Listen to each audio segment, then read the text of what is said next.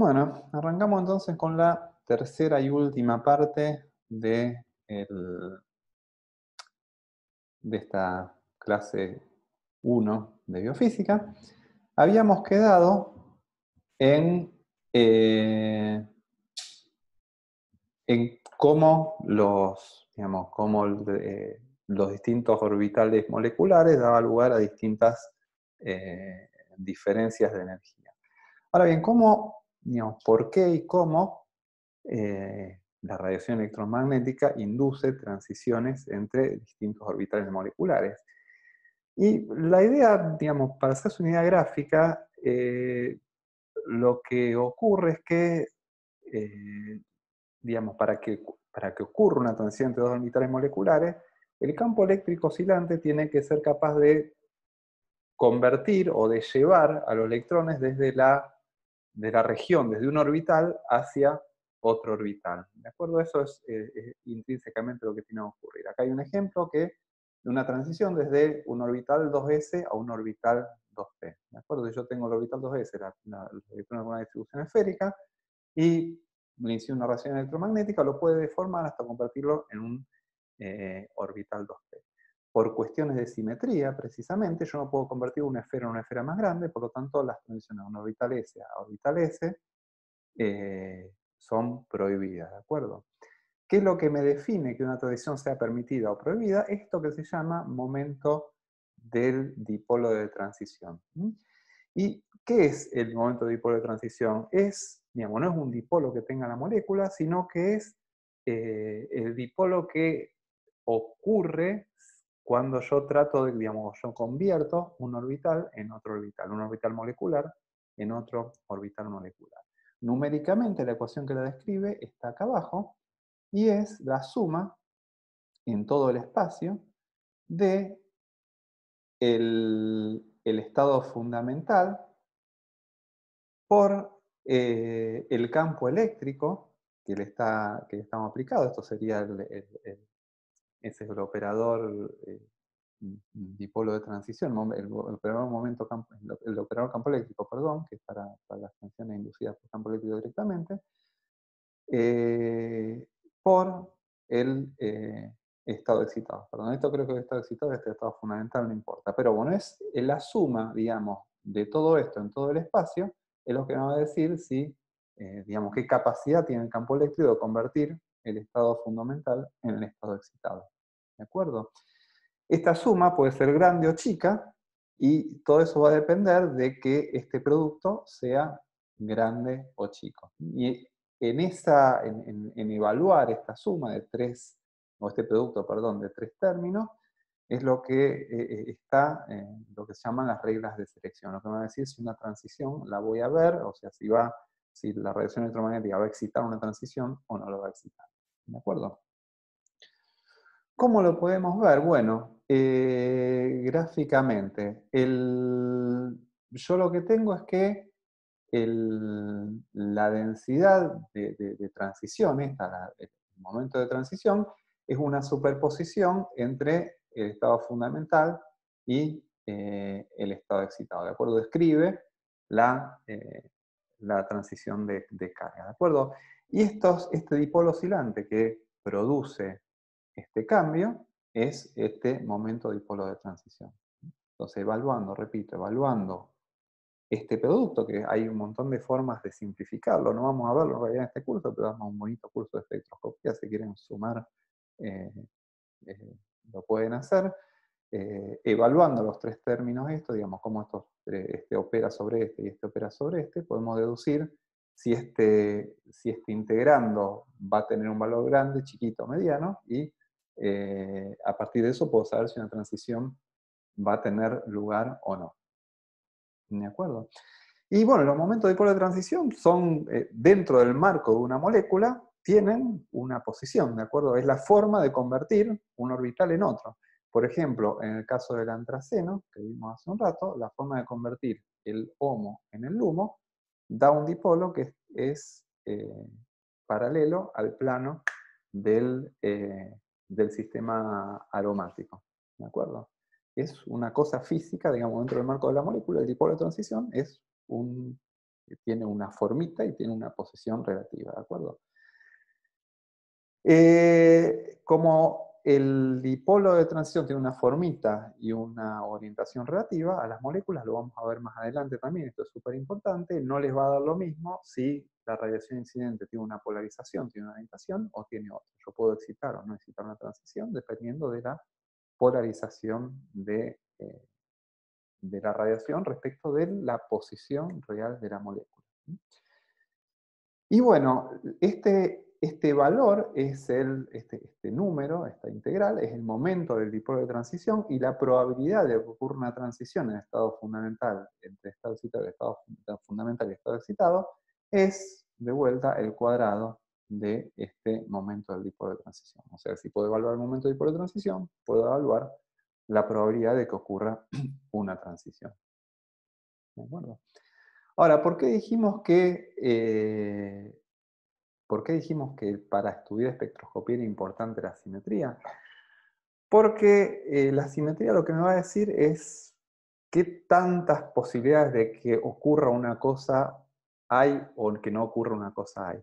En particular, en este caso, la simetría de los tres factores en este integrando, la simetría del orbital fundamental, del orbital excitado, y la simetría del momento dipolar, del vector momento dipolar de la radiación electromagnética incidente, se pueden calcular y eso me puede simplificar y puede darme ideas bastante digamos, precisas sobre si algo va a ocurrir o no, o sea, si ese integral va a ser grande, chiquito o mediano, ¿de acuerdo? Y en eso se basa en lo que se llama la regla de selección. Las reglas de selección me van a decir qué tan permitido o prohibida está una transición, ¿de acuerdo? Entonces, a partir de evaluar ese integrando, yo puedo distinguir las transiciones electrónicas en distintos tipos, ¿no? Con distintas probabilidades de ocurra y con distintos valores esperados de absortividad, es decir, valores esperados de la intensidad de la banda de absorción que voy a tener. Las más prohibidas de todas son las transiciones de spin. Acá en esta ecuación no está el spin es otro integral más allá. Si el spin cambia, la probabilidad en principio es cero, ¿de acuerdo? Estas transiciones se llaman transiciones prohibidas por spin y transiciones por simetría y tienen una intensidad muy, muy, muy bajita, 0,1 molar a menos 1 centímetro a 1, una cosa que es literalmente transparente, ¿de acuerdo? Tenemos por otro lado transiciones que están permitidas por el spin, no hay un cambio de spin del sistema, pero están prohibidas por simetría. ¿De acuerdo? Eso es típica de los complejos octaédricos en química inorgánica y tienen valores de absortividad bastante bajos, pero un poquito mejores. ¿De acuerdo?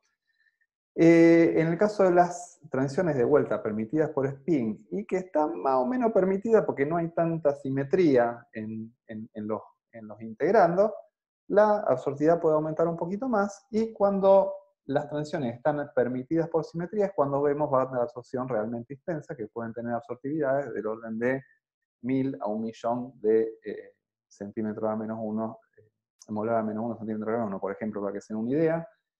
Vamos a verlo más adelante, el triptófano, que es uno de los aminoácidos que más absorben las proteínas en la zona de V cercano, tiene una absortividad en el V cercano de 5000, molar a menos 1 centímetro más menos, está bien metido acá adentro. Y la fluoresceína, por ejemplo, es un compuesto que se usa bastante para distintos experimentos, tiene una absortividad que está en el orden de los 80.000 molar a menos 1 centímetro. No. Son transiciones que están permitidas por simetría. Van a ver también más adelante en la próxima clase que otro de los aminoácidos aromáticos es la fenilalanina, tiene una absortividad muchísimo más baja, 100 y pico, 200 molar a menos 1 centímetro a menos 1. ¿Por qué absorbe mucho menos la fenilalanina que el triptófano? Porque las transiciones de la fenilalanina están más prohibidas por simetría que las transiciones del triptófano. Las reglas de selección son así, y como dicen acá muy bien Calvin, de la tira Calvin y Hobbes, esta es una respuesta sencilla, la realidad más complicada, como dije antes. Damos un bonito curso de espectroscopía de biomoléculas. Si les interesa profundizar sobre el tema, se pueden anotar al curso. Y si no, se pueden quedar con esto, que para lo que es Para lo que queda de la materia es más que suficiente. Vamos a terminar con un temita más, que es lo que se llama transiciones vibracionales electrónicas o vibriónicas, ¿de acuerdo? Hasta ahora estuvimos hablando simplemente de las transiciones entre niveles electrónicos y las moléculas están todo el tiempo vibrando, ¿de acuerdo? Y tienen distintos niveles vibracionales. Normalmente las transiciones electrónicas se dan junto con transiciones vibracionales, ¿de acuerdo? Es decir, yo no tengo una transición que vaya solamente de un nivel electrónico puro a un nivel electrónico puro, ¿de acuerdo? Típicamente va a ir a distintos niveles vibracionales. Vamos a empezar por hablar un poquito de qué es este diagrama. Estos se llaman eh, diagramas el que no es de Jalón, de Morse, Morse-Well Potential, son diagramas de Morse. ¿Y qué es lo que representa? Acá en el eje Y tengo energía y acá en el eje X tengo desplazamiento nuclear, ¿de acuerdo? Desplazamiento del núcleo respecto de un punto de equilibrio.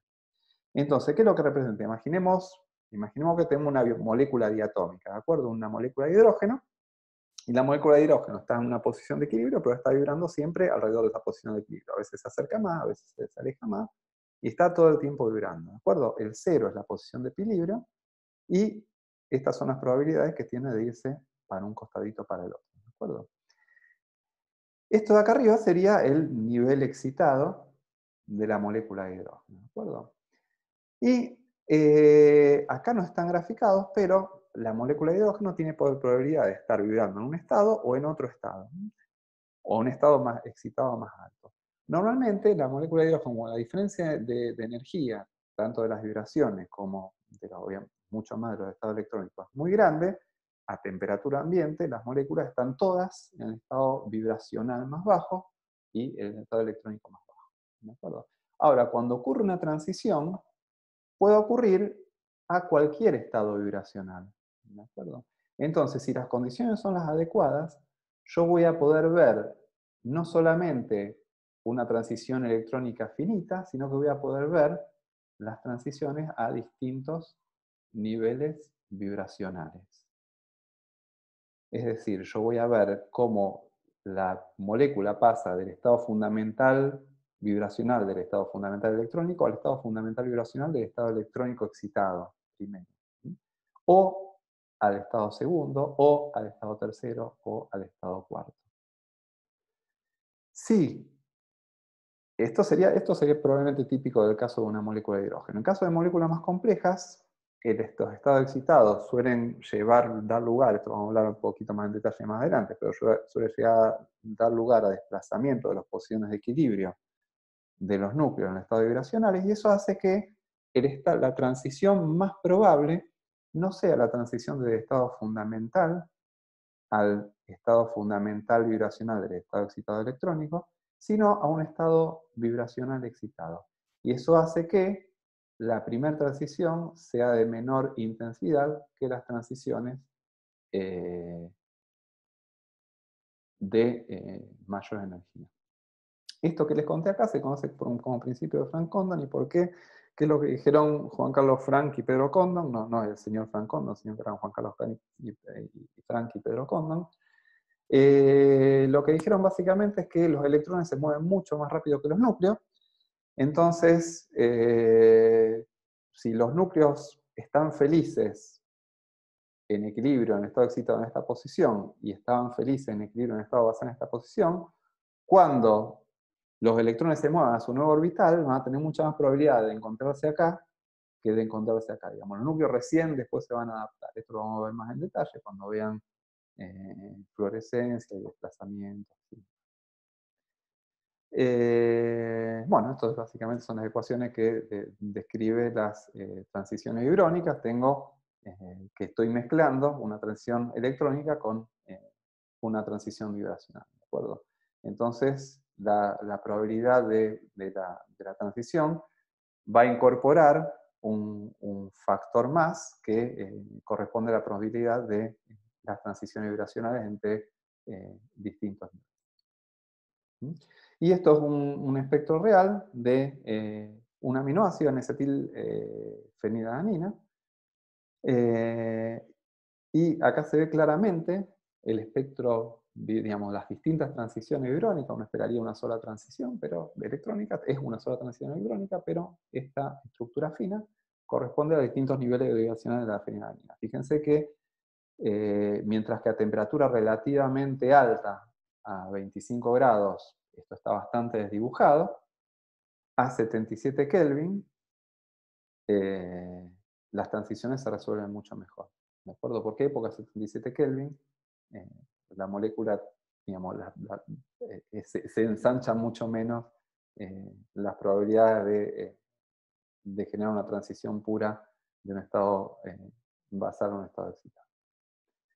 Bueno, y voy a terminar con esta pequeña diapo que estuvimos hablando de transiciones genéricas pi asterisco y hablamos que también podían existir transiciones n pi asterisco. En el caso de las biomacromoléculas, la transición n pi asterisco que más nos va a ocupar va a ser la que ocurre en el cromóforo amida.